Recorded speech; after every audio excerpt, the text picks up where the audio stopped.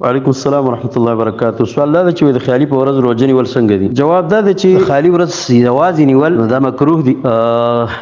حدیث ترمذی او ابو داود ابن ماجه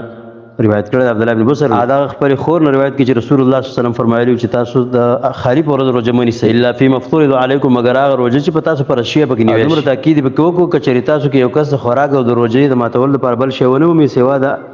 انګور د پوستکی یا د ونی د لرګینه نو هغه دی چې ودی جوړي. البانی صاحب دا حدیث رواه غلیل کې صحیح کړی او امام ترمذی د حسن ویلی د بیا فرمایلی دی مکروه واله به د حدیث کې هغه دا چې سړی دا خالی د ورځ چې کم د په روزه پورې خاص کی دا صحیح نه ده ځان له خاص کی زګه چې دا د يهود چې کم دینو د خالی د ورځې تعظیم. امام ابن قدامه رحمه الله چې مغنی کوي چې زموږ ملګرو ویل حنابلہ او چې ځان له د نفلی روزه سره د خالی ورځ نیول چې کم د مکروه چې بل ورځ وسره ونی بیا مکروه نه دي. وای ځکه چې حدیث ابو هريره او د جويريه رضی الله عنها په دې باره کې راغلی د وجینه د بل ورځ سره یو ځای کول بیا مکروه نه دي. او که چرته شړی عادت دی روزه دغه سره اتفاق د خالد ورځ روزه راشي نو بیا مکروه نه دی. وای یعنی دوه صورت مراد دغه حدیث ابو هريره نه د بخاری مسلم حدیث دی د ابو هريره رضی الله عنه چې ماوی د نبی صلی الله علیه وسلم اوریدلی فرمایلی لا يصومن احدكم يوم الجمعه الا يوما قبله وبعده، چې تاسو کې د یو کس روزه نه نیسي د جمعې د ورځې مګر دا چې یو ورځ مخکې ونیسي یا تیر وروسته. مطلب دا چې وروسته ورځ خو د خالي ورځ مطلب د جمعې د ورځې سره د خالي ورځ نیولای شي او ځای ځانواله پته ولګي چې مکروه. حدیث جويريه رضی الله عنها مراد دغه هم د حدیث د بخاری دی.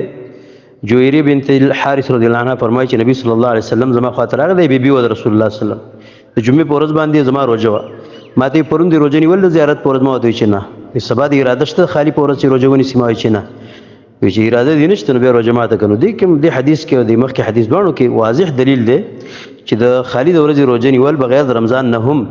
دا جایز دي. خدای چا د پاره چې د جمعې روزه سره ونیسي جمعې د ورځې. بل حدیث بخاری مسلم کې راغلی چې نبی صلی الله علیه وسلم فرمایلی د ټول نه روزه الله تعالی ته داوود علیه السلام روزه ده یو ورځ به روزه کوله یو ورځ به ماته د شي نو دی خلا خامخا د صورت راځي چې د خالد ورځې روزه چې دا په ځان لراځي او بازي روزو کې خالد ورځې روزه په راځي یو ورځ روزه کوله بل ورځ ماته ول نو دین دا دلیل معلوم شو چې الله تعالی رخصه ده پته ولګي چې کله خالد ورځ روزه چې د عادت سره برابر شي متفق شي لکه د عرفه د ورځ شو یا عاشورا شوله د محرم لسم ورځ نو بیا د دې روزه د نیول چې د کې سباق نشته ګناه نشته اگر کدا ځان لراشي. او حافظ بن حجر فتح الباری کې ذکر کړل چې د روزه د جمعې د ورځې روزه هغه منه چې کومه ده خاص ده هغه چې د دینه خاص دی هغه سره مستثنا ده چې دغه عادت وي د یو خاص ورځې روزه نیول لکه د عرفه ورځ شو وای د عرفه د ورځې روزه نیسي د جمعې په ورځ باندې بیا ځان نه نیوي شي اگر کوم کې روزه یا ورسته روزه نیول نه د سې د هفته د ورځې علماء وایي چې د عرفه ورځ ته مثلا به کې رااله نو به نیوي شي. شیخ ابن عثیمین رحمه الله فرمایي چې به خبره ځان په یول پکار دي چې د هفته د ورځې روزه چې د دې سو حالتونه دي. یو حال دا چې دا فرض روزه کې راشي لکه رمضان ادایګي شو ادا د رمضان شو یا قضا د رمضان شو یا د کفاره روزه تمتع د قرباني په ځای چې کوم بدل روزه هغه په ځای باندې قران کې چې راغلي سينو دا پرځي روزي دي نو دغه سبق نشته تر څو پر چې سړي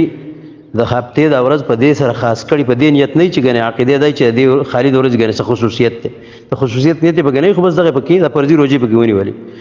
نو دا جایز دي. دویم حالت دا ده چې سړی د خالد ورځې نه مخکې د جمعې په ورځ روزه ونیسي دې کوم سباق نشته دی. وایي ځکه چې نبی صلی الله علیه وسلم امهات المؤمنین کې یوې زنانه ته یعنی جویریه ته ویلو هغه روزه نیولې د جمعې په ورځ پرون د روزه نیول د وینا سبا د روزه نیسي وینا ماته دا چې ته سبا روزه نیسي دلیل دی چې خالي ورځ د جمعې د ورځ سره نیول دا جایز. او دریم حالت دا ده چې ثوابي روزو سره د اتفاق راشي لکه ایام البیض شو درې ورځې په میاشت کې کومې روزې دي د لسمه سوال لسمه پنځلسمه یا د عرفه ورځ شو یا د عاشورا ورځ شو یا شپږ ورځې د شوال شو چې څوک د رمضان یعنی مطلب روزه ونیسي بیا شوال پسې راشي د سینه ورځې د ذوالحجې د روزې شوې دا نفلي روزې دي کوم سباق نشته چې د هفته ورځ پکې ونیسي دا په دې وجه نه نیسي چې دا د هفته ورځ ځکه نیسم بلکې د دې وجه نه چې دا هغه ورځې دي چې په دې کې دا روزه چې ثوابي د مشروع د ثواب پکې ملاويږي. څلورم حالت دا ده چې عادت ته سړي سره د خالي ورځ برابر شي لکه سړی ورځ روزه نیسي بل ورځ ماتي نو دا هغه روزه چې د خالی په ورځ رااله دې کوم سبق نشته لکه څنګه چې نبی صلی الله علیه وسلم فرمایلی دي چې کلمه نه وکړه د دې خبرې نه د رمضان مخکې یو ورځ یا دوه ورځې روزه منی سي باقي کې استثناء وکړه مګر دا چې سړی چې هغه د مخکې نه عادتي روزه نیسي الا رجلا كان يصوم صوما فليصوم حالانکه البته من رااله خو دغه عادتي روزه به نیوي شي د خالی په ورځ باندې عادتي روزه نیوي شي. شنځم حالت دا چې د نفلي روزي سره د هفته د ورځ خاص کی ځان لبس دغه د منی هغه محل کې حدیث وایي صحیح د منی د حدیث کوم چې اول سر کې مو ذکر کوی کدا صحیح یاله شیخ ابن عثیمین فرمای مجموع فتاوی رسائل شیخ ابن عثیمین او یو ډله د علماونو چې کوم دغه غدي طرف ته تل چې د حدیث زمانه چې د کوم چې ابن عثیمین ته اشاره وکړه چې دا ضعیف دی د هفته په ورځ چې ځان د روزې د نیول نه منه ده دا حدیث ضعیف دی او چا حکم لګول چې دا منکر دی او شاذ دی بعض لکه امام مالک شو امام احمد شو امام زهري اوزاعي شیخ الاسلام تیمیه ابن القیم رحمه الله ابن حجر وغیره دوی دا خبره غوره کړل او دا تضعیف قول چې کوم دی ابن باز ابن عثیمین او دا رنګ فتاوی اللجنه الدائمه چې کوم ارکان دی هغه هم دا غوره کړل نو چې حدیث صحیح نشو بیا خو اړومنه پاتې نشو د خالد ورځې روزي او که صحیح شي نو بیا به دغه تطبیقات نور کتابونو کو علماء د دې تفصیل کړی دی خلاصه شو لګه شانتي والله